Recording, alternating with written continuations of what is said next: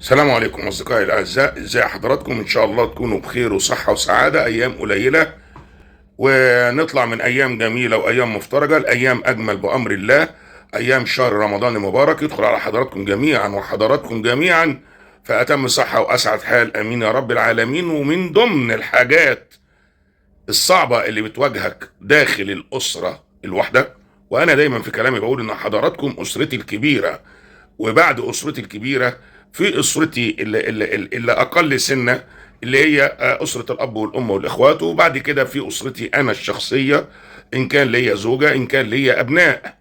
لكن لما يقابلك داخل أسرتك اللي هي الأب والأم والإخوات، وحتى لو كان حضرتك متزوج، فيجب بأي شكل من الأشكال إن أمورك مع زوجتك وأبنائك تمشي بتوازي مع أمورك مع أبوك وأمك وإخواتك. يعني ما ينفعش بأي شكل من الأشكال إن أنا أتجاهل حد على حساب حد.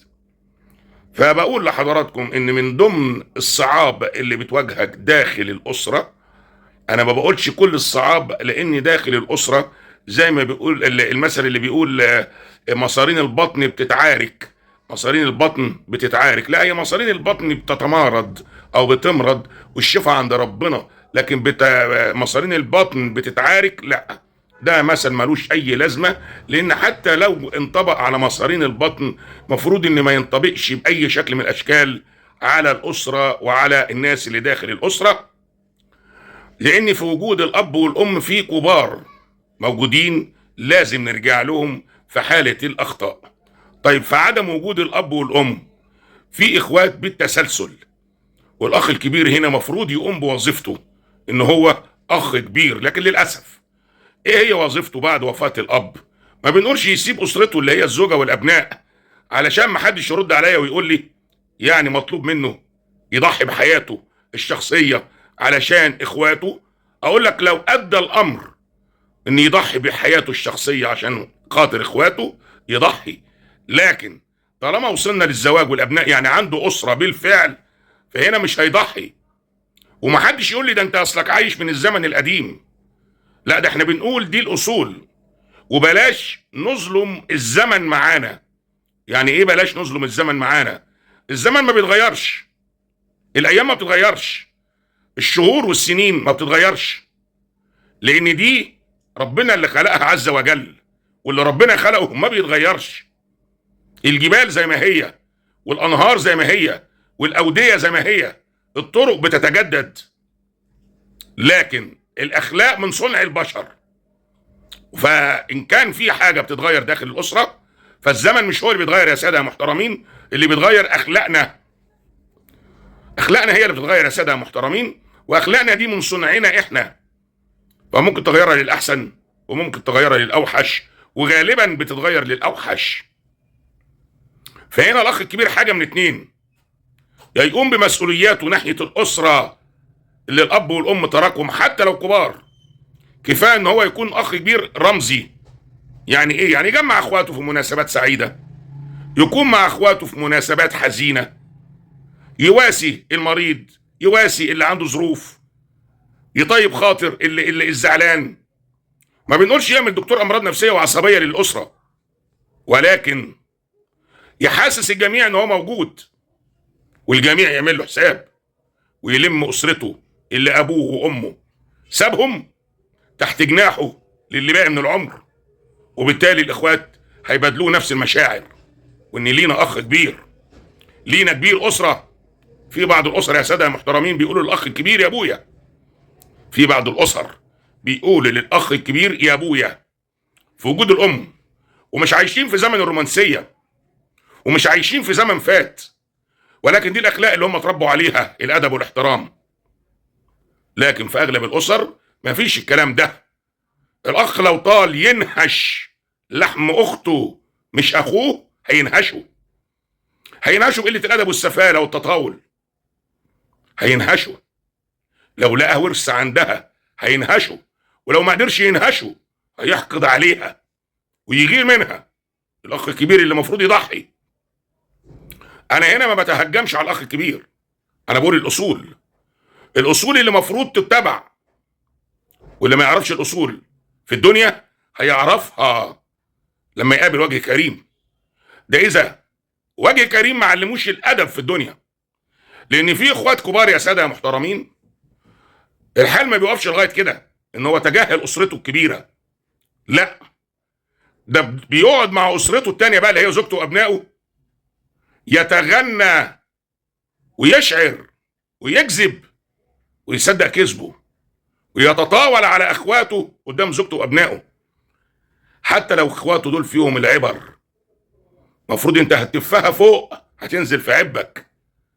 المفروض تكون ستر وغطى على اخواتك، ولو عندهم عيب من العيوب تجتمع باخواتك، حتى لو اخواتك دول متزوجين. يا جماعه النهارده نجتمع عند فلان او عند فلانه حسب الراحه النفسيه، ونتكلم في مشاكل الدنيا لو فيها مشاكل، وانا بشوف ده بعيني. لكن علشان تتكلم وتتحدث وتتطاول بالكذب على اخواتك سواء بنات او سيدات او رجال، فده مش حقك. انت من حقك ان انت تتمسك بدورك كاخ كبير، او تتنازل عن هذا الدور لمن يليك، او للي موجود، او للي الطبيعه والظروف حكمت عليه ان يكون موجود، وقال انا موجود مش هتخلى. وهنا ممكن يكون واحده ست اللي قامت بدور الكبير، وممكن يكون اخ صغير هو اللي قام بدور الكبير. لكن في اي شكل من الاشكال وباي شكل من الاشكال مش مسموح لك انك تتجاوز وتغلط وتقل ادبك على اخواتك. النوعيه دي يا ساده محترمين موجوده داخل الاسره المصريه خصوصا، وانا لما بتكلم عن الاسره المصريه. فاللي يشوف نفسه في حاجه زي كده بالفعل يجب باي شكل من الاشكال ارجع لطريقك الطبيعي، اعتذر. واوعى تكون فاكر ان رجلك شايلاك هتشيلك العمر كله. شويه انفلونزا، شويه مغص، شويه تعنيه بيرقدوا الانسان يا ساده يا محترمين. بالفعل بيرقدوا الانسان، بخلاف امراض تانية كتيره بتخلي الانسان طريح الفراش. والحاجات ديت مش بعيده عنك ولا بعيده ولا عنها، الحاجه دي بتاعت ربنا. لكن علشان تتجاوز في حق ناس ميته مش مسموح لك باي شكل من الاشكال. ضفر الميت، شعره من دماغ الميت راجل او ست برقبتك انت وزوجتك وابنائك. لما تتطاول على اخواتك الصغيرين وادبا منهم ما يردوش عليك، فشعرايه الاخت او الاخ الصغير برقبتك انت وزوجتك وابنائك.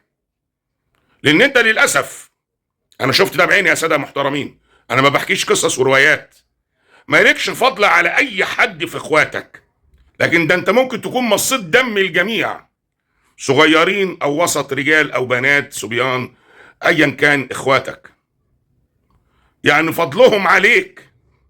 وعلشان احنا هنا بنقول ان العين ما بتحبش اللي احسن منها، وبنقول اللي معيوب دايما بيبقى عاوز يخلص من اصحاب الجميل عليه، في كتير بيعملوا كده بالفعل، فبيكون بقى التخلص. بس التخلص هنا ان الانسان المعيوب بياخد بعضه وبيعلن الرحيل.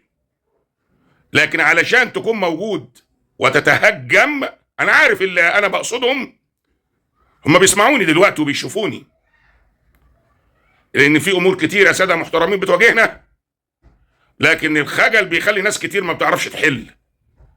فانا بتكلم بلسان الناس اللي ما بتعرفش تحل او الخجل واخدها.